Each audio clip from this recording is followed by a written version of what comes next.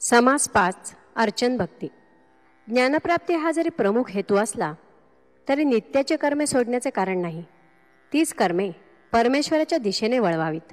म्हणून पूजेसारखे नित्यकर्म करताना भगवंताला आपल्याजवळील उत्तमोत्तम वस्तू निरपेक्ष बुद्धीने अर्पण कराव्यात. ज्याप्रमाणे बाह्यपूजेचे महत्त्व आहे तितकेच किंबहुना अधिकच सद्गुरूंच्या मानसपूजेचे आहे. त्यामुळे मन प्रसन्न होते. ऐकूया तर. श्रीराम.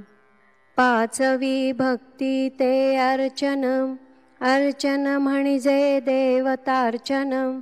शास्त्रोक्त पूजा विधान केले पाहिजे. नाना आसने उपकरणे, वस्त्रे अलंकार भूषणे.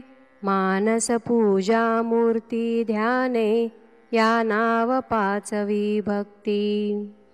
धातुपाषाण मृत्तिका पूजन, चित्रलेप सत्पात्र पूजन.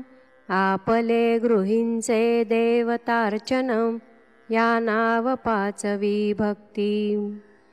गणेश शारदा विठ्ठल मूर्ती, रंगनाथ जगन्नाथ तांडव मूर्ती. श्रीरंग हनुमंत गरुड मूर्ती, देवतार्चनी पूजाव्या. हरिहरांच्या अनंत मूर्ती, भगवंत जगदात्मा जगदीश मूर्ती. शिवशक्तीच्या बहुधा मूर्ती, देवतार्चनी पूजाव्या. याही वेगळे कुळधर्म, सोडू नये अनुक्रम. उत्तम अथवा मध्यम करीत जावे. पंचामृते गंधाक्षते, पुष्पे परिमळ द्रव्ये बहुते. धूपदीप असंख्याते, निरांजने कर्पुराची. नाना वाद्ये नाना उत्साव, नाना भक्त समुदाव. गाती हरिदास सद्भाव, लागला भगवंती. काया वाचा आणि मने, चित्ते वित्ते जिवे प्राणे.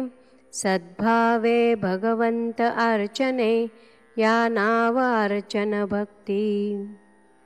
ऐसेची सद्गुरुचे भजन, करून असावे अनन्य. या नाव भगवत भजन, पाचवी भक्ती. ऐसी पूजा न घडे बरवी, तरी मानस पूजा करावी. मानस पूजा अगत्य व्हावी, परमेश्वरासी. मने भगवंतास पूजावे, कल्पून सर्वही समर्पावे. मानस पूजेचे जाणावे, लक्षण ऐसे. जे जे आपणास पाहिजे, ते ते कल्पून वाहिजे. येणे प्रकारे कीजे, मानस पूजा. इति श्रीदासबोधे गुरुशिष्य संवादे अर्चन भक्ती नाम समास 5. श्रीराम.